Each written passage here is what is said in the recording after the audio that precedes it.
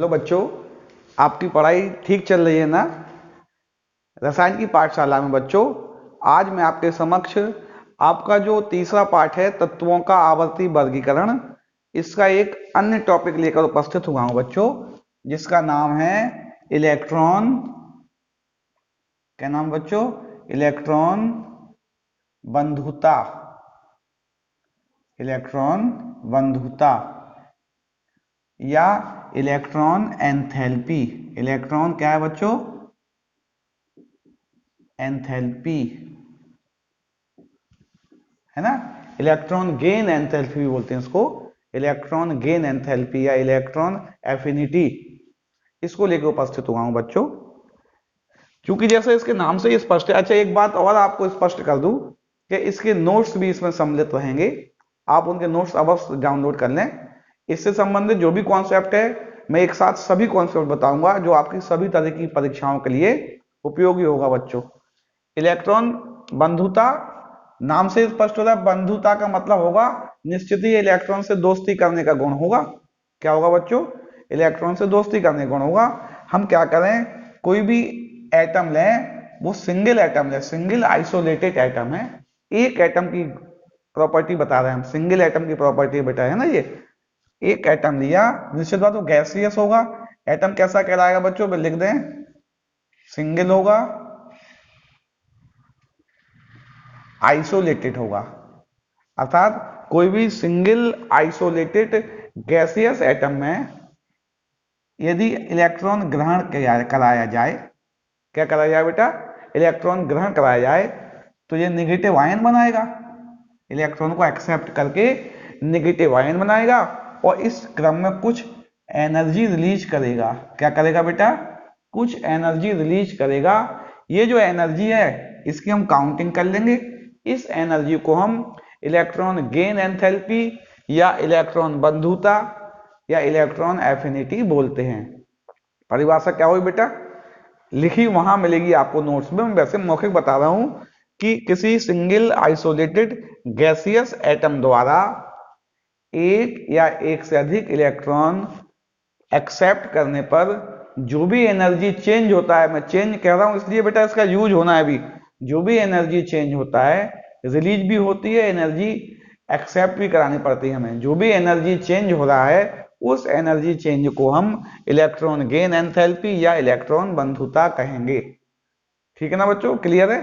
Electron बंधुता को भी ईवी पर मोल, जो वहां ईवी पर एटम या किलो जूल पर मोल, जो कि हमने पहले आयनन या किलो कैलोरी पर मोल इसमें व्यक्त करेंगे, जिसको कि हमने आयनन ऊर्जा को भी व्यक्त किया था। बच्चों एक बात और बता दें आपको, जो तथ्य आयनन ऊर्जा में थे लगभग वो सभी ट्रेंड्स इसमें भी होंगे। वर्गों आवर्तों में किस प्रकार होगा, प्रभावित करने वाले कारक क्या होंगे, जो कारक आयनन ऊर्जा के थे वही सब इसमें होंगे। इसलिए मैं यहां ज्यादा एक्सप्लेन नहीं करूंगा। आयनन ऊर्जा वाला टॉपिक भी आप देख सकते हैं। तो इसकी ये क्या होगी, इस यूनिट में से मेजर कर सकते हैं। मुख्य बात आती है बच्चों सक्सेसिव, लगातार, यानी क्या करें हम, क्रमागत निकालें, क्रमागत ये निकाल रहे हैं, सक्सेसिव इलेक्ट्रॉन गेन एंथैल्पी निकाल रहे हैं। अर्थात हमने एक परमाणु को एक इलेक्ट्रॉन दिया और उसने अपना नेगेटिव आयन बनाया और उसने एनर्जी लूज कर दी, अर्थात एनर्जी की वैल्यू पॉजिटिव आई। यदि इसको हम एंथैल्पी के फॉर्म में व्यक्त करेंगे बेटा, अगर इसको हम इलेक्ट्रॉन गेन एंथैल्पी कहेंगे, इस एनर्जी को एंथैल्पी के फॉर्म में व्यक्त करें तो डेल्टा एच की वैल्यू किसके लिए? डेल्टा ईजी, इलेक्ट्रॉन गेन के लिए निगेटिव आएगी। कैसी आएगी बेटा? डेल्टा एच की वैल्यू निगेटिव आएगी। इलेक्ट्रॉन गेन एंथैल्पी, एंथैल्पी के फॉर्म में निगेटिव वैल्यू आएगी। लेकिन एक चेंज होता है बच्चों, जब इस निगेटिव आयन को, मैं क्या कह रहा हूं, जब इस नेगेटिव आयन को हम अतिरिक्त इलेक्ट्रॉन देते हैं तो इस, यह चूंकि पहले से नेगेटिव है, अर्थात ये आयन पहले से नेगेटिव है, इसमें इलेक्ट्रॉन ज्यादा आ गया है, अब जो एक्स्ट्रा इलेक्ट्रॉन आएगा वह इलेक्ट्रॉन ये जो इसका नेगेटिव चार्ज है इससे प्रतिकर्षित होगा, अर्थात नाभिक उसको आसानी से अपनी तरफ आकर्षित नहीं कर पाएगा। फिर क्या करना पड़ेगा बेटा, हमें इस इलेक्ट्रॉन को एक्साइटेड करके हायर एनर्जी लेवल में जाना पड़ेगा, उसके बाद ये इलेक्ट्रॉन गेन होगा। अर्थात जब हम पहले इलेक्ट्रॉन के बाद दूसरा इलेक्ट्रॉन गेन कराएंगे तो वहां एनर्जी रिलीज नहीं होगी, उस क्रम में हमें एनर्जी देनी पड़ेगी। ये बात नोट करना है बच्चों, है ना। पहले इलेक्ट्रॉन गेन के बाद जब हम परमाणु में दूसरा इलेक्ट्रॉन गेन कराएंगे तो दूसरे इलेक्ट्रॉन गेन करने के क्रम में हमें उसे एनर्जी देनी पड़ेगी। अर्थात जो द्वितीय आयनन ऊर्जा की वैल्यू होगी EA1 थी, ये EA2 आएगी जो बेटा, उसकी वैल्यू निगेटिव आएगी। अर्थात अगर डेल्टा एच के फॉर्म में लिखेंगे हम डेल्टा EGH, है ना, EGH, तो उसकी वैल्यू पॉजिटिव आएगी। ये बात याद रखना है बेटा, है ना। क्या EA1 की वैल्यू हमेशा पॉजिटिव ही रहेगी, कभी सॉरी EA1 की वैल्यू सामान्यतः नेगेटिव रहेगी। सामान्यतः क्या कर रहे हैं वो अभी इसकी ट्रेंड्स में आएगा। इसकी वैल्यू कैसे रहेगी बेटा, सामान्यतः डेल्टा एच की वैल्यू कैसे रहेगी, निगेटिव रहेगी, और इसकी हमेशा पॉजिटिव रहेगी। EA1 पहला इलेक्ट्रॉन गेन कराने के लिए डेल्टा एच EG की वैल्यू सामान्यतः नेगेटिव रहेगी, और लेकिन जब दूसरा इलेक्ट्रॉन गेन कराएंगे तो डेल्टा एच की वैल्यू पॉजिटिव रहेगी। अर्थात हमें एनर्जी देनी पड़ेगी। क्या करनी पड़ेगी, देनी पड़ेगी। इसी क्रम में तीसरा, चौथा और पांचवा इलेक्ट्रॉन गेन कराने पर भी हमें एनर्जी देनी पड़ेगी। तो सक्सेसिव में आपको याद रखना है, अगर एनर्जी के फॉर्म में लिखेंगे तो हम कहेंगे first electron gain enthalpy, sorry first electron gain energy positive होगी, और सेकंड और थर्ड और another electron gain energy negative होगी। अगर एंथैल्पी की बात कर लेंगे तो इलेक्ट्रॉन गेन एंथैल्पी की जो पहली वैल्यू होगी वो सामान्यतः नेगेटिव होती है, और सेकंड और थर्ड हमेशा पॉजिटिव होती हैं। एक बात और भी है बच्चों, जब भी हम EA1 और EA2 निकालेंगे, क्या निकालेंगे बेटा, EA2, EA1 और EA2 निकालेंगे तो इसका साइन हमेशा हमेशा कैसा आएगा बेटा, पॉजिटिव आएगा। डेल्टा एच, डेल्टा एच कैसा आएगा, हमेशा पॉजिटिव आएगा। क्यों, क्वेश्चन आता है ना, डेल्टा एच पॉजिटिव क्यों, क्योंकि जो सेकंड इलेक्ट्रॉन गेन एंथैल्पी की वैल्यू होती है वो फर्स्ट इलेक्ट्रॉन गेन एंथैल्पी से हमेशा ज्यादा होगी बेटा। ये ज्यादा पॉजिटिव होगी इससे, जितना ये नेगेटिव होगी ना ये इससे ज्यादा पॉजिटिव होगी। तो नेगेटिव में से अगर ज्यादा पॉजिटिव घटाया जाएगा तो आंसर कितना आएगा, आंसर हमेशा पॉजिटिव आएगा। कैसा आंसर आएगा, हमेशा पॉजिटिव आएगा। क्वेश्चन आता है ऐसा कि N से Mg लिख दें, अच्छा Mg से Mg डाई पॉजिटिव बन रहा है। Mg ना लिखे बेटा O लिखें, इलेक्ट्रॉन गेन एंथैल्पी सामान्यतः नॉन मेटल की प्रॉपर्टी O से O डाई नेगेटिव बन रहा है। इसमें इलेक्ट्रॉन गेन एंथैल्पी जो है ये कैसी होगी, ये ग्रेटर देन 0 होगी, लेस देन 0 होगी, कि इक्वल टू 0 होगी। हमें यह बताना था कि इसमें जो टोटल EA आएगी, इलेक्ट्रॉन गेन एंथैल्पी की टोटल वैल्यू होगी वो कैसी होगी, ग्रेटर देन होगी, लेस देन होगी, इक्वल होगी। पहले हम निकालें कैसे होगा ये, पहले हम O से O नेगेटिव बनाएंगे और डेल्टा H जो आएगा वो नेगेटिव आएगा, और फिर हम O नेगेटिव से O डाई नेगेटिव बनाएंगे और डेल्टा H जो आएगा वो पॉजिटिव आएगा। ये ज्यादा पॉजिटिव होता है, मोर पॉजिटिव होता है। ये मोर पॉजिटिव होने के कारण अगर इनको ऐड करेंगे हम दोनों को, किस किस को, EA1 प्लस EA2 करेंगे तो इसकी वैल्यू हमेशा कैसी आएगी बेटा, पॉजिटिव आएगी। ये प्रश्न आते हैं कई परीक्षाओं में कि इनकी इलेक्ट्रॉन गेन एंथैल्पी का साइन क्या होगा, डेल्टा एच का, डेल्टा एच का पॉजिटिव साइन आएगा। अर्थात द्वितीय, तृतीय, चतुर्थ इलेक्ट्रॉन गेन एंथैल्पी जब भी होंगी सबको ऐड करने पर टोटल एनर्जी जो होगी वो एक्सेप्ट होगी, फिर बाद में क्या होगी बेटा, एक्सेप्ट होगी। ठीक है ना। तो पहला प्रश्न था आपका कि इलेक्ट्रॉन गेन एंथैल्पी क्या है, तो हमें ये समझ में आ रहा है इलेक्ट्रॉन गेन एंथैल्पी किसी भी एटम, सिंगल आइसोलेटेड एटम की इलेक्ट्रॉन गेन करने पर एनर्जी चेंज करने वाली प्रॉपर्टी है। इससे हमें इलेक्ट्रॉन चेंज, एनर्जी चेंज हो रही थी। फर्स्ट इलेक्ट्रॉन गेन एंथैल्पी जो होती है यहां मैं लिख दे रहा हूं, जो EA1 है वो डेल्टा H के फॉर्म में निकालेंगे अगर, वो कैसी आएगी, क्या पढ़ा अभी हमने बेटा, थोड़ा पीछे को लिख ले, दिखेगा नहीं तो। EA1 अगर डेल्टा H के फॉर्म में निकालेंगे तो नेगेटिव होगी, और EA2 पॉजिटिव होगी, और EA2 ग्रेटर देन होगी EA1 से। ये बातें बच्चे हमने पढ़ ली है ना, इन बातों का यूज होता है इन बातों का यूज होता है बेटा ना, सेकंड इन सक्सेस में सेकंड की वैल्यू पॉजिटिव होती है। अगला प्रश्न आता है कि इसको प्रभावित करने वाले कारक, क्या पढ़ना बेटा, प्रभावित करने वाले कारक, इसको कौन कौन से कारक हैं जो प्रभावित करेंगे। जो प्रभावित करने वाले कारक आयनन ऊर्जा में थे, सेम वही कारक इसमें भी हैं बच्चों। आयनन ऊर्जा में क्या थे, सबसे पहले था परमाणु आकार, परमाणु आकार। जब भी परमाणु आकार बढ़ेगा, चूंकि उसकी इलेक्ट्रॉन गेन एंथैल्पी की वैल्यू कम हो जाए, क्योंकि जब परमाणु का आकार बढ़ेगा तो निश्चित बात है नाभिक और इलेक्ट्रॉन के बीच की दूरी क्या होगी बेटा, बढ़ जाएगी। तो ये नाभिक जब इलेक्ट्रॉन को गेन करेगा तो इलेक्ट्रॉन को गेन करने में वो कम एनर्जी रिलीज करेगा, यानी कि क्या होगा, परमाणु आकार बढ़ने पर ये कम हो जाता है। इसी क्रम में बेटा हमने IE भी बढ़ा था, सेम प्रॉपर्टी IE की थी। जब भी परमाणु आकार बढ़ेगा ये की वैल्यू या IE की वैल्यू दोनों की कम हो जाएगी। IU पहले पढ़ चुके हम। दूसरा था नाभिकीय आवेश, नाभिकीय आवेश, नाभिकीय आवेश बढ़ेगा तब भी ये कैसी होगी बेटा, नाभिकीय आवेश के समानुपाती होना चाहिए ना EA और IE।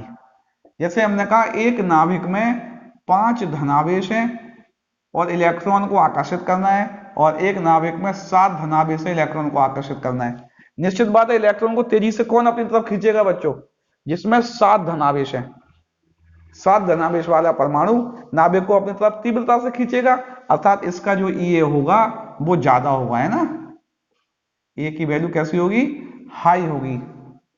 क्यों, क्योंकि इसके नाभिक की आवेश ज्यादा है, नाभिक की शक्ति ज्यादा है, नाभिक अधिक शक्ति से इलेक्ट्रॉन को अपनी तरफ खींचेगा, इसकी I क्या होगी, ज्यादा होगी। तीसरा आता है कक्षकों का, कक्षकों और उपकोषों का स्थायित्व,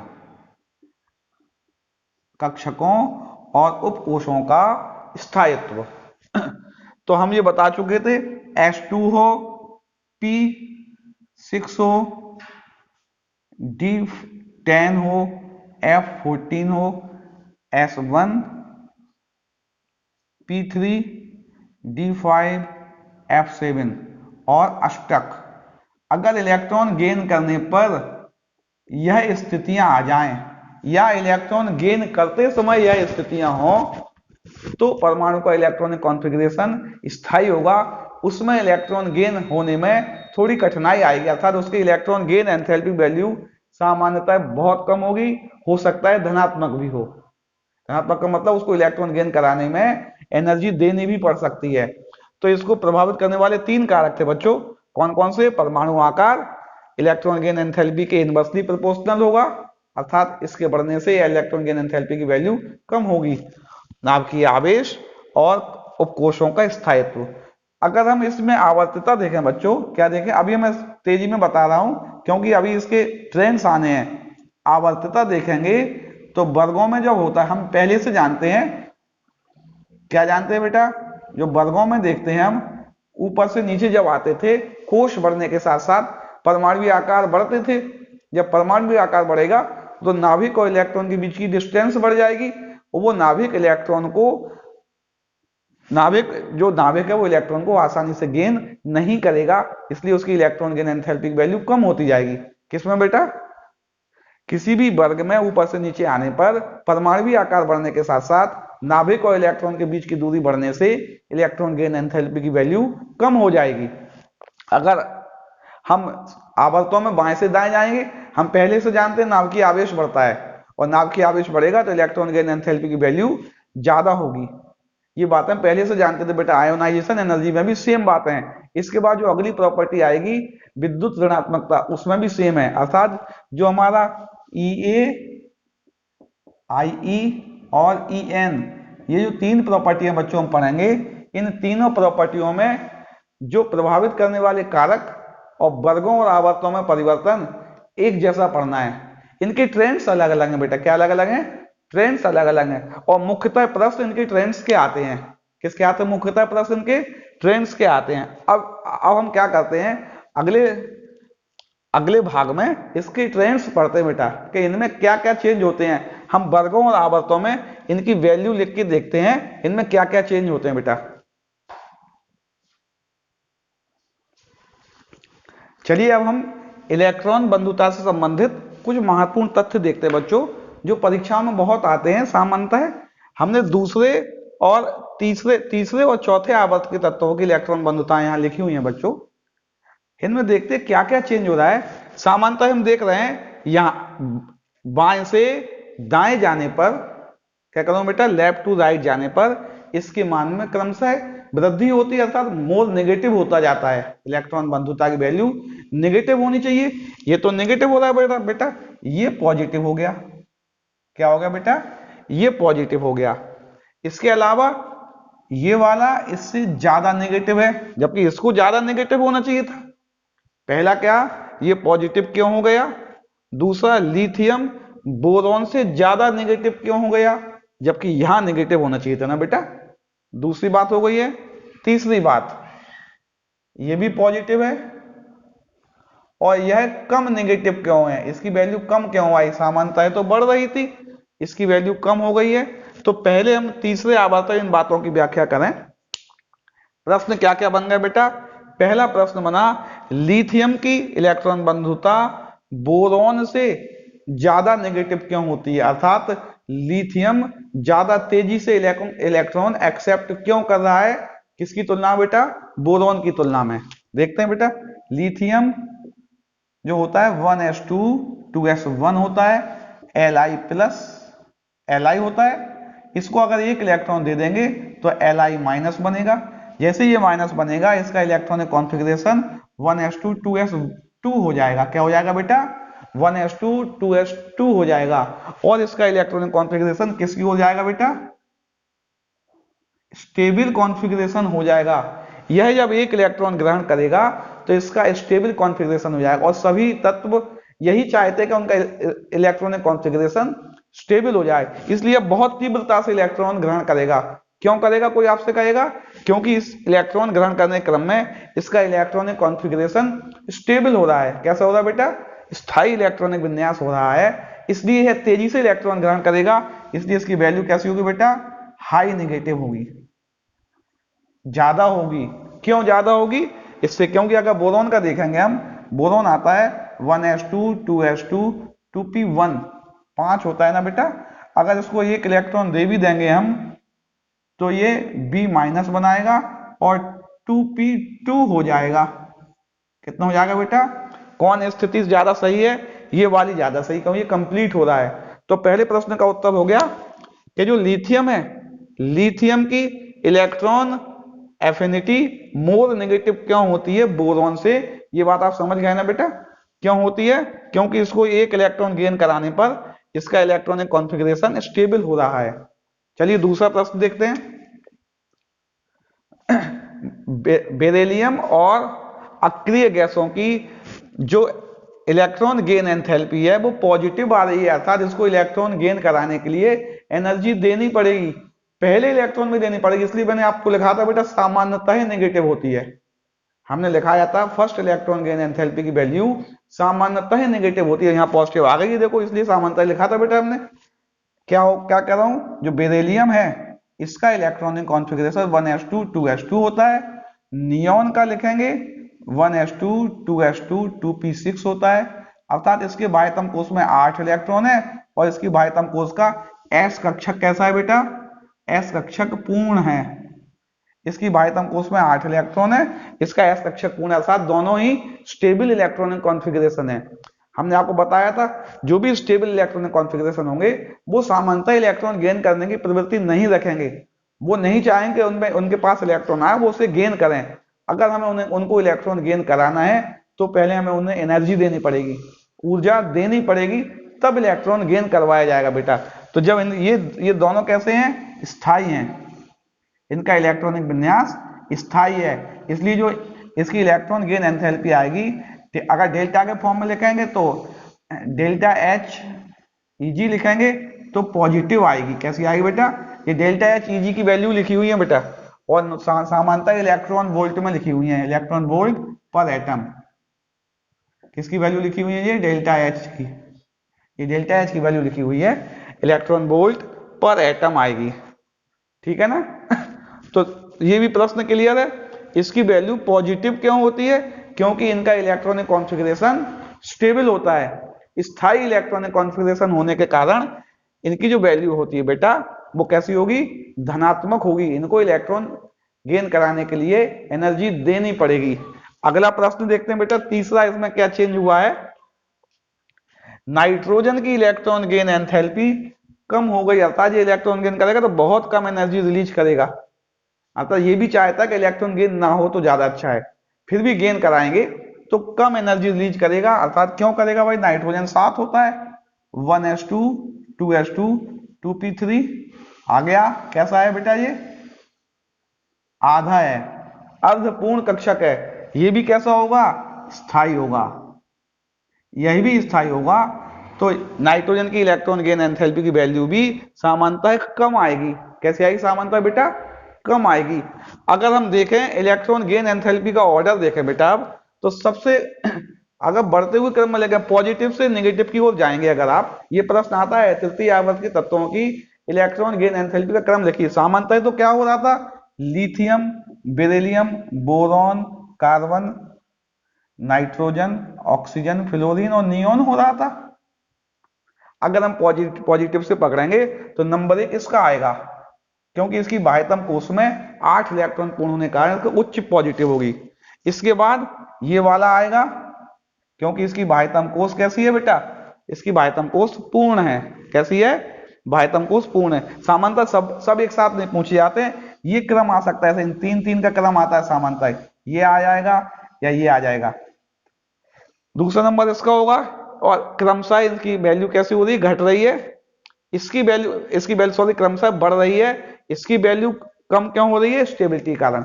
अगर क्रम लिखेंगे तो पहले ये, उसके बाद बेरिलियम, ठीक है ना, उसके बाद बोरॉन, उसके बाद नाइट्रोजन, लिथियम, ऑक्सीजन, फ्लोरीन। अब क्रम बिल्कुल चेंज हो गया बेटा। अब आपको क्रम कौन कौन सा याद रखना है, कौन कौन सा चेंज हो रहा है।